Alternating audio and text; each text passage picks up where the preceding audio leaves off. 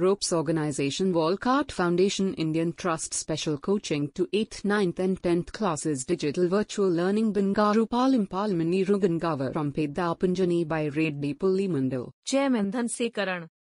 Director Drive Sri Lata. Hi, hello, welcome to Ropes Organization. This is Durga Prasad Reddy teaching in biology. Previous video already we are discussing about the key points of nutrition topic. Let us continue the topic of nutrition key points. So one, Helmont found the water was essential for the increasing of the plant mass. So generally ఏంటంటే in nutrition important topics లో ఏంటంటే ఇక్కడ మనకి plants అనేవి survey కావాలంటే water is the most important. At the same time, oxygen was discovered by Priestley in 1774. So oxygen ని మొట్టమొదటిసారిగా కనుక్కున్నటువంటి scientist పేరు ఏంటంటే Priestley. In 1774, the name oxygen was coined by Lavoisier in the year of 1775. So మొట్టమొదటిసారి ఇక్కడ confuse కావాల్సినటువంటి chances చాలా ఉంటాయి. So confuse కాకుండా వినండి. Oxygen was discovered. మొట్టమొదటిసారిగా ఆక్సిజన్ ని కనుక్కున్నటువంటి శాస్త్రవేత్త ఎవరంటే ప్రిస్లీ. సో ప్రిస్లీ అనేటటువంటి శాస్త్రవేత్త ఆక్సిజన్ ని కనుక్కోవడం జరిగింది ఇది 1774. సో 1774 సంవత్సరంలో ప్రిస్లీ అనేటటువంటి శాస్త్రవేత్త ఆక్సిజన్ ని కనుక్కోవడం జరిగింది. The name oxygen was coined అంటే ఆక్సిజన్ అనేటటువంటి పదాన్ని ప్రవేశపెట్టినటువంటి శాస్త్రవేత్త ఎవరంటే Lavoisier in the year of 1775. 1775లో పేరు పెట్టారు. కనుక్కునేది ఎప్పుడు అంటే ఆక్సిజన్ ని 1774 లో కనుక్కోవడం జరిగింది. Priestley hypothesized that plants restore air what breathing animals and the burning candles removes. ఇక్కడ ఏంటంటే ప్రిస్లీ ఒక హైపోథీసిస్ ని కనుక్కున్నాడు. ఏంటంటే ప్లాంట్స్ రీస్టోర్ ద ఎయిర్ అంటే ప్లాంట్స్ ఏం చేస్తాయంటే అట్మాస్ఫియర్ లో ఉన్నటువంటి ఎయిర్ ని they are restore. Air will be restored because the carbon dioxide will be changed to the oxygen. The oxygen will be the utilizing of animals and human beings. So animals and human beings, they are utilizing of oxygen. These animals and the human beings can be released the carbon dioxide. So ఇక్కడ మనం చెప్పుకున్నట్టు ఇక్కడ ఉన్నటువంటి carbon dioxide ఇక్కడ ఉన్న carbon dioxide general గా ఏంటంటే ఈ విధంగా రిలీజ్ అయినటువంటి కార్బన్ డైఆక్సైడ్ అట్మాస్ఫియర్ లోకి వస్తే plants can be changed the carbon dioxide to oxygen. At the same time when the producing of oxygen, the oxygen will be utilizing animals and human beings. Animals plants ఈ oxygen ని తీసుకోవడం జరుగుతుంది. ఈ విధంగా oxygen carbon dioxide అనేవి restore అవుతుంటాయి. That's most important the restoring process by plants only. మొక్కల ద్వారానే రీస్టోర్ అవుతుంది. John Lezanos experimentally provided that the hydrilla plant releases oxygen in a bright sunlight. Hydrilla plant ఏంటంటే బ్రైట్ సన్లైట్ ఉన్నప్పుడు ఏంటంటే they can producing more oxygen ఎక్కువ oxygen ని produce చేస్తుంది especially hydrilla plant. Engelmann dedicated to the point of the maximum rate of the photosynthesis. Engelmann అనేటటువంటి scientist ఏం చేశారంటే detected the point of the maximum rate of the photosynthesis. photosynthesis యొక్క maximum rate ని కనుక్కోవడం జరిగింది. Lezanos concluded that only green plants parts could be carry out the process of photosynthesis. ఇక్కడ ఏంటంటే which is the green parts only, ఏదైతే ఆకుపచ్చగా ఉంటాయో అలాంటి పార్ట్స్ మాత్రమే మనకి ఇక్కడ ఏంటంటే ఫోటోసింథసిస్ కి యూజ్ అవుతాయి. బికాజ్ ఎందుకంటే అవి మాత్రమే ఫోటోసింథసిస్ లో ఇన్వాల్వ్ అవుతాయి. Because the green plants have containing the chlorophyll. వాటిలోనే ఎక్కువగా క్లోరోఫిల్ ఉంటుంది కాబట్టి that is most important. In 1817 1817వ సంవత్సరంలో ఇక్కడ ఏంటంటే జనరల్ గా ఇక్కడ మనం డిస్కస్ చేసుకున్నట్లు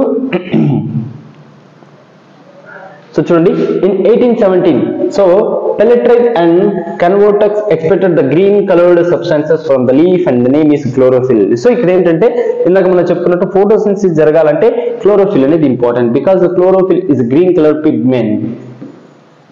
దీన్ని ఏమని పిలుస్తామంటే గ్రీన్ కలర్ పిగ్మెంట్. సో దాన్ని ఏమంటున్నాం అంటే green colour pigment. So 1817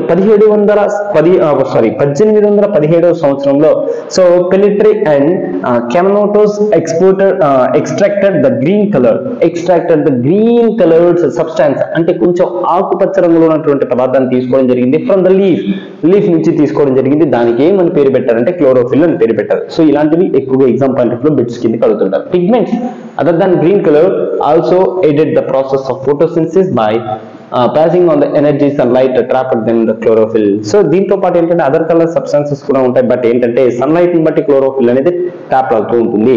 so in 1883 Julius von సాక్స్ observed the presence of chlorophyll in organelles called as chloroplast.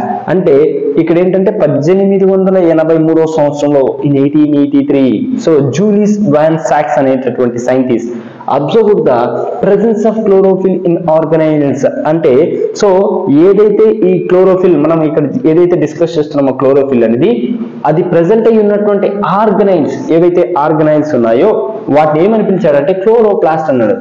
So ఇప్పుడు chloroplast have containing the chloroplast లోపల ఉన్నటువంటి వాటిని క్లోరోఫిల్ అంటున్నాము. ఈ క్లోరోఫిల్ కంటైనింగ్ ఉన్నటువంటి ఆర్గనైల్స్ ఏమంటున్నాం అంటే క్లోరోప్లాస్ట్ అంటున్నాం. సో వీటిని క్లోరోప్లాస్ట్ ని కనుక్కున్నటువంటి శాస్త్రవేత్త ఎవరు అంటే సో జూలియస్ వాన్ సాక్స్ అనేటటువంటి సైంటిస్ట్ 1883 సంవత్సరంలో కనుక్కోవడం జరిగింది. ఇన్ 1954 డానియల్ సో 1954 సంవత్సరంలో డానియల్ సో నెక్స్ట్ వచ్చేసరికి ఆర్నోన్ isolated the chloroplast from the plant cells that carry on photosynthesis. ఏంటంటే సో 1954 సంవత్సరంలో డానియల్ అనేటటువంటి సైంటిస్ట్ ఆర్నోన్ అనేటటువంటి scientist they are isolated the chloroplast from the plant cells that carry the photosynthesis. అంటే ఈ chloroplast అనేది ఏంటంటే so from plant cells that carries the photosynthesis అంటే photosynthesis లో ఇవి చాలా ఇంపార్టెంట్ ఇన్వాల్వ్ అవుతాయి. So the third layer of chloroplast around from the stacked sac like structures called as granum. So వీటిలో ఏంటంటే సో ఇక్కడ మనకి వచ్చేసరికి సో క్లోరోప్లాస్ట్ లో డిఫరెంట్ లేయర్స్ ఉంటాయి. ఆ డిఫరెంట్ లేయర్స్ లో మనం తీసుకుంటే థర్డ్ లేయర్ ఏమంటున్నాం అంటే క్లోరోప్లాస్ట్ లో ఉన్నటువంటి third layer around its from the sac like structure ఏమని పిలుస్తున్నాం అంటే గ్రానమ్ అంటున్నాము. Next granum is the site for trapping solar energy. Granum యొక్క పని ఏంటంటే ఇట్స్ అబ్జార్బింగ్ ద సన్లైట్ అంటే సూర్యుడి నుంచి వచ్చేటటువంటి కాంతిని ఏది అబ్జార్బ్ చేసుకుంటుంది అంటే granum. So that is called so site for the trapping of solar energy. Light reaction occurs in granum అంటే గ్రానమ్ లో ఏం జరుగుతుందంటే light reaction because it's called the light depending reactions. So granum లో light ఉంటేనే మనకి ఏంటంటే reactions అనేవి జరుగుతాయి. So the fluid filled portion of the chloroplast is stroma. అంటే ఈ స్ట్రోమాలో మనం తీసుకుంటే ఏంటంటే గ్రానమ్స్ ఇలా ఉంటాయి.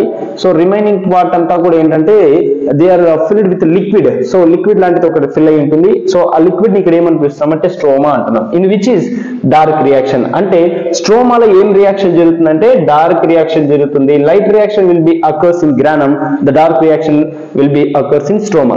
So the sunlight absorbing the substances are found in chloroplast are photosynthetic pigments. So ఇక్కడ ఏంటంటే the sunlight absorbing the substances are found in chloroplast are photosynthetic pigments. So సూర్యుడి నుంచి వచ్చేటటువంటి కాంతిని బట్టి క్లోరోప్లాస్ట్ మరియు అదర్ రిమైనింగ్ సబ్స్టాన్స్ ఏవో ఉన్నాయో అవి ఫోటోసింథెటిక్ పిగ్మెంట్స్ గా మనం కన్సిడర్ చేస్తున్నాం. సో ఈ వీడియోలో మనము సో రిమైనింగ్ కీ పాయింట్స్ గురించి డిస్కస్ చేసుకున్నాం. సో దీంట్లో మీకు ఏదైనా డౌట్స్ అనిపిస్తే కామెంట్ బాక్స్ లో కామెంట్ చేయండి. థ్యాంక్ యూ అని